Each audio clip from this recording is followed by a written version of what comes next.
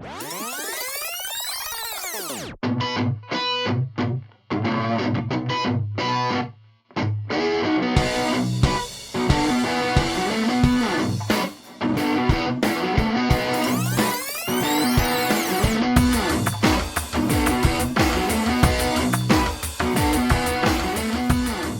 everyone, this is Matt Owens coming to you from the Learning and Outreach Center.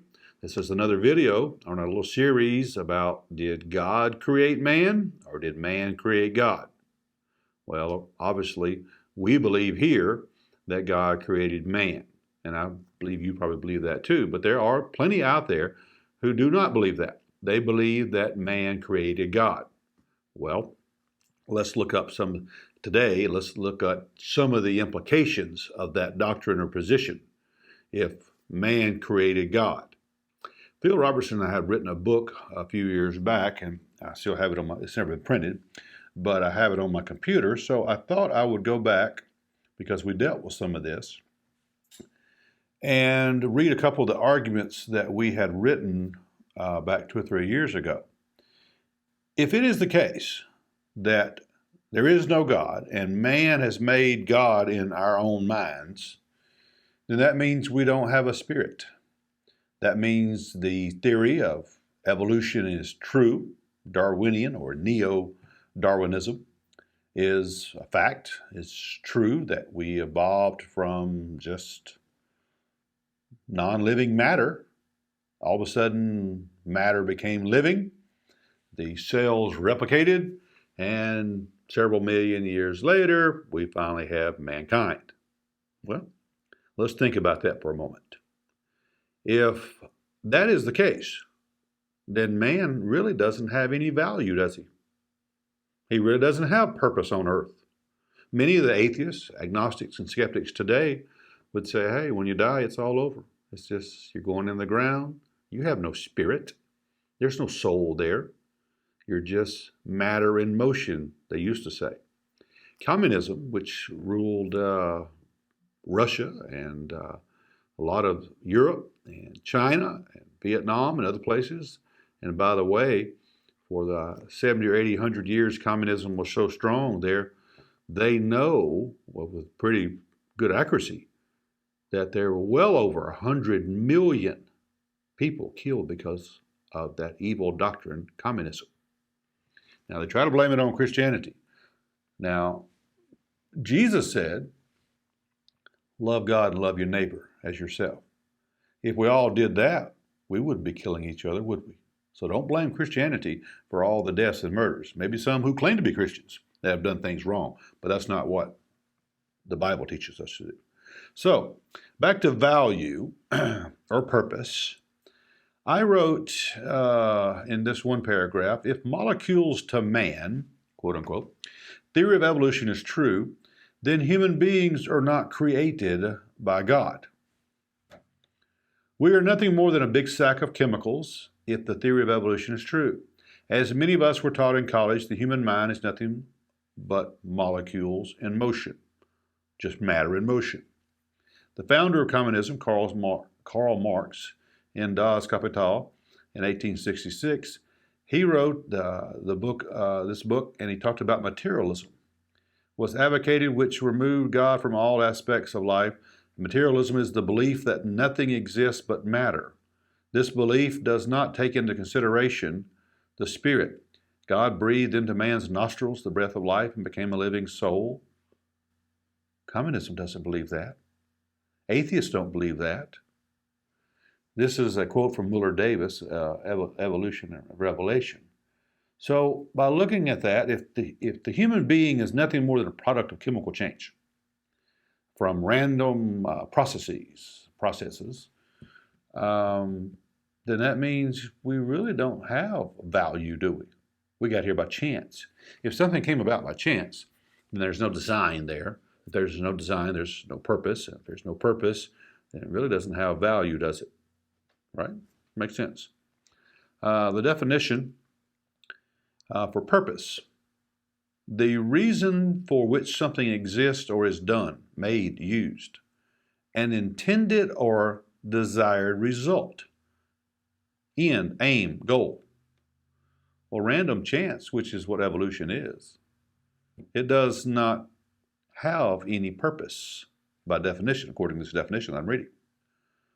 If man does not have purpose, then man cannot have ultimate value. Here's the definition of value: relative worth, merit, or importance. But wait, how does the theory of evolution how does human value play into the theory of evolution?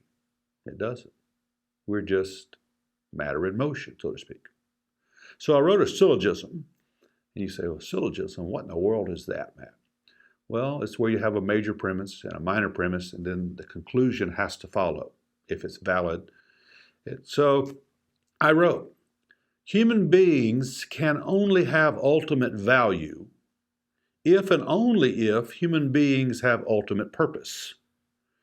Human beings can only have ultimate purpose if and only if they are designed by God. Let's go back over that again, slowly. Break it down. Human beings can only have ultimate value if and only if human beings have ultimate purpose or a purpose. Human beings can only have a purpose if they are designed by God or designed by someone, okay? Which in this case would have to be God. Here's a minor premise.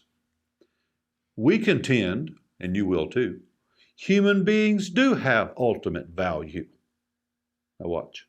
The only conclusion that we can properly deduce or draw is, now therefore human beings are designed by God. Did everyone get that? To have ultimate value, to have value, you have to have a purpose.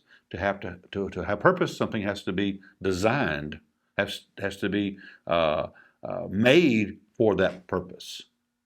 We say human beings have value, therefore they must have a purpose, therefore they must be designed. And if they're designed, therefore God exists. So we're making a pretty strong argument, in my opinion, that God has to exist, that God has to have made mankind, not the other way around. You see the dilemma one gets into? It's easy to just go along nowadays and say, well, I don't believe in God, so what? But you're not thinking when you say that. You're not using logic, because something had to start this. Something had to put the conscience in the first human being. I raise another argument in our book. Where did we get the conscience? We talked about this a little bit last video. Where did we get the conscience? Did the first human being have a conscience? You say, well, I don't know, Matt. Maybe they didn't. The conscience just evolved. Aha. So whatever mechanism of evolution caused the conscience to form, then I ask this question.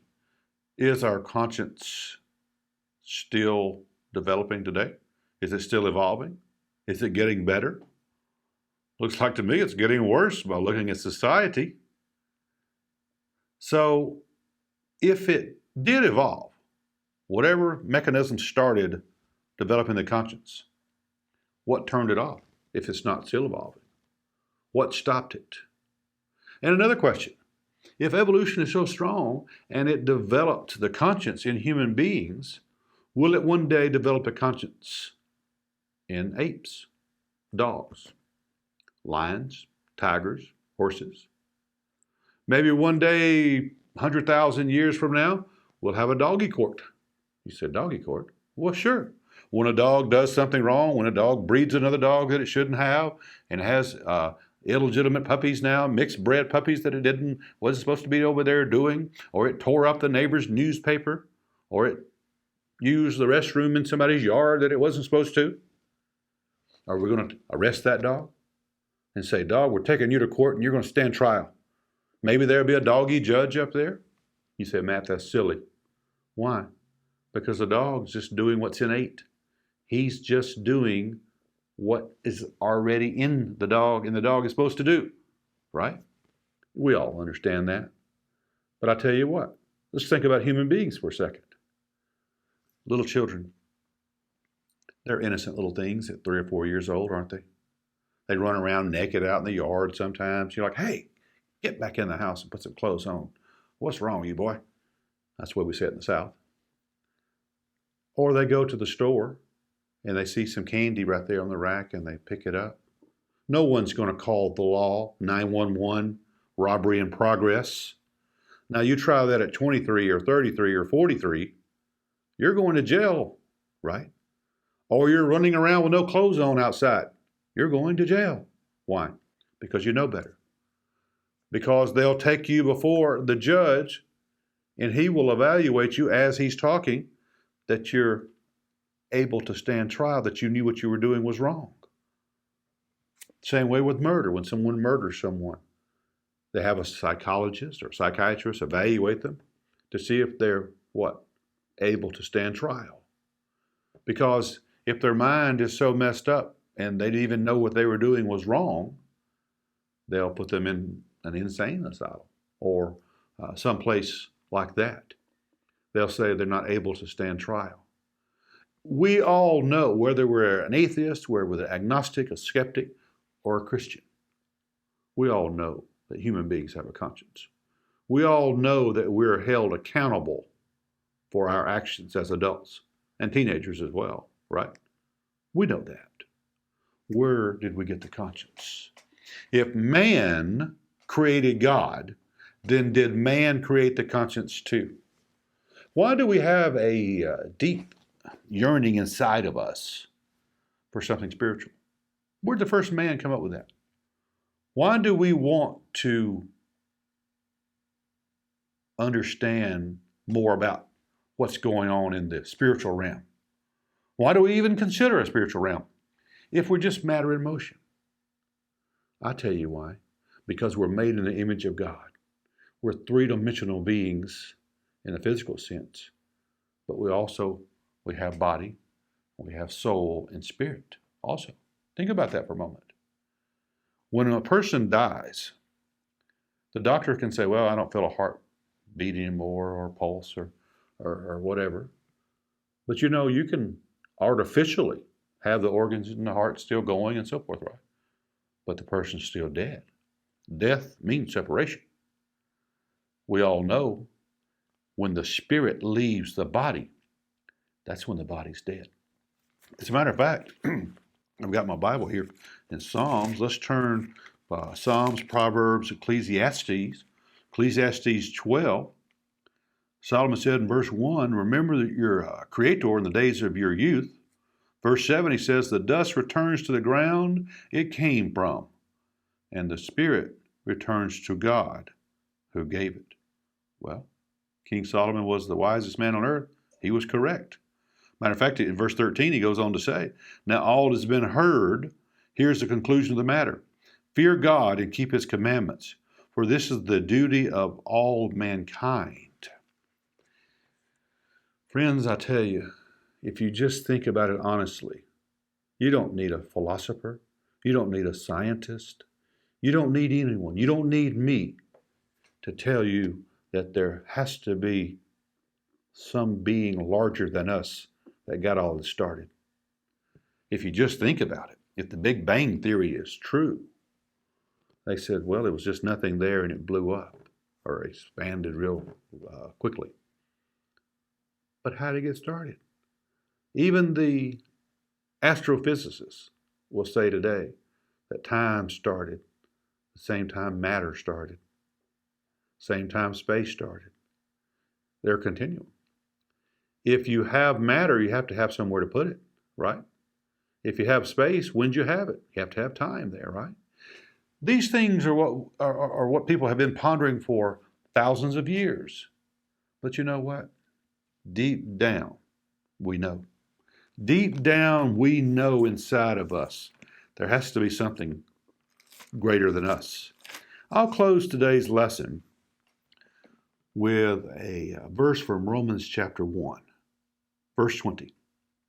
Well, verse 19. Since what may be known about God is plain to them, because God has made it plain to them.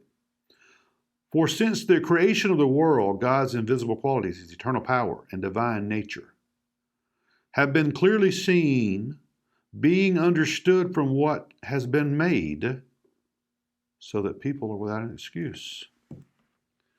God is saying we can look at nature. We can look at the human body. We can look at human beings and the intrinsic design that the human beings have. Start off with just one little simple thing. The reproductive system that we have, the digestive system that we have, without somewhere to relieve waste, we wouldn't live long, would we?